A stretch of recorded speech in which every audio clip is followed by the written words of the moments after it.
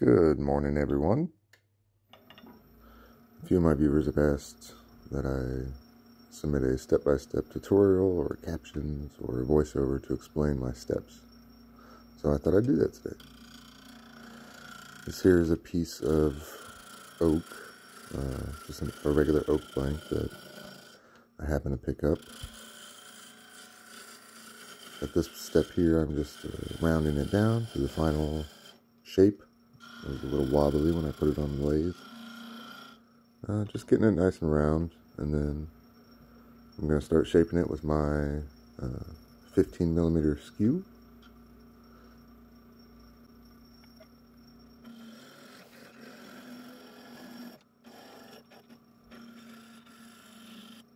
And with the skew, I'm just trying to get everything level and decide where I want my shape to start.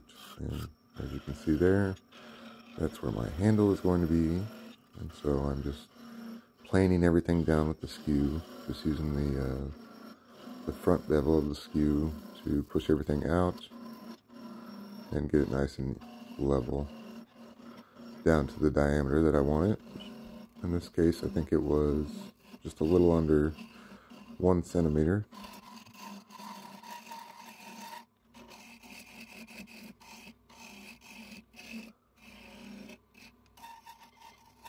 And I'm just fine-tuning some of the details.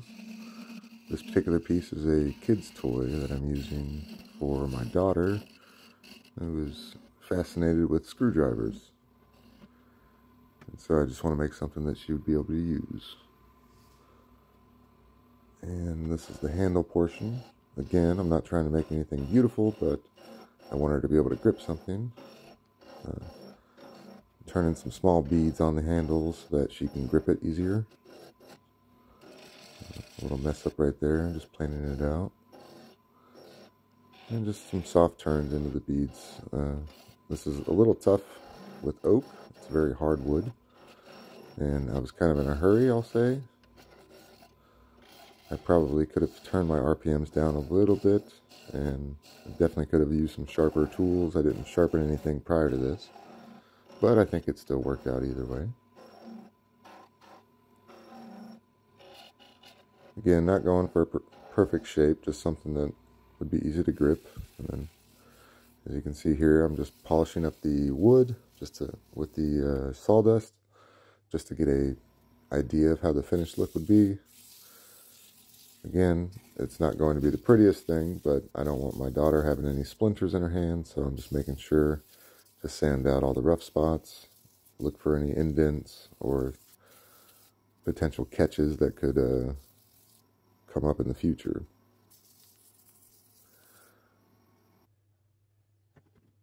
And I happen to notice one little spot that could be an issue for later, so I just leveled it out a little bit more with the skew and then just went back over it with some sandpaper.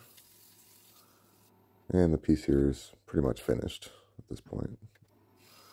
A little more extra polishing. And that's pretty well good. Cut it off the lathe. And take it over to the workbench for some final adjustments. Here, I'm just whittling out the tip of the screwdriver. So it's a flathead screwdriver, if you haven't guessed. Just using a regular carving knife, nothing crazy. You can use any kind of pocket knife, should work fine. I'm trying to get the tip down to, about 1 to 2 millimeters thick. Don't want something too thin, otherwise it'll break every time she pokes on something. But just something, that'll hold up after time.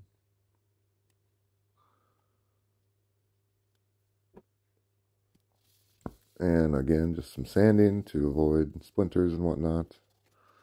I'm just right in the bevel of my cuts, right up against the sandpaper, and this is just a piece of sandpaper from my orbital sander. And this is the fun part, the spray paint. I did this whole thing from start to finish in about 25 minutes. But I didn't want to wait for the paint to dry because who wants to do that? And so I thought it would be, clever to use a heat gun in between my beads, spraying the beads.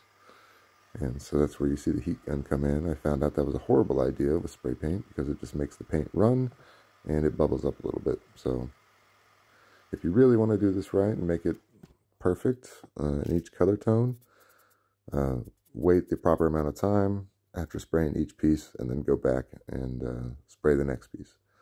And this time, like I said, I was slightly impatient, but I figured it didn't matter. I took whatever colors I had and I just started spraying them on there, even though everything was taped. The colors ran together, and then this is where I just kind of mixed everything and kind of gave it that old beat up look, which I guess is how most screwdrivers look in some shops.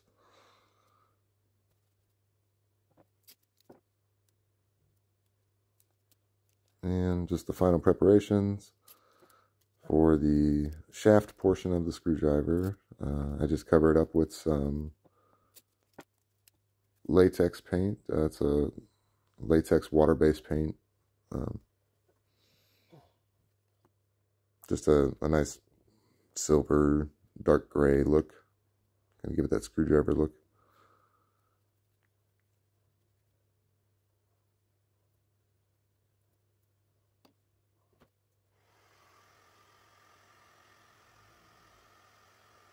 And again with the heat gun. Heat guns do work really well with actual paint instead of spray paint. They work great with actual paint to dry them faster.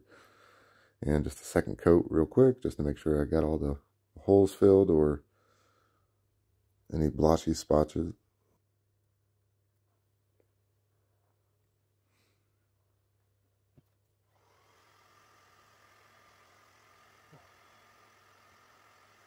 again with the heat gun.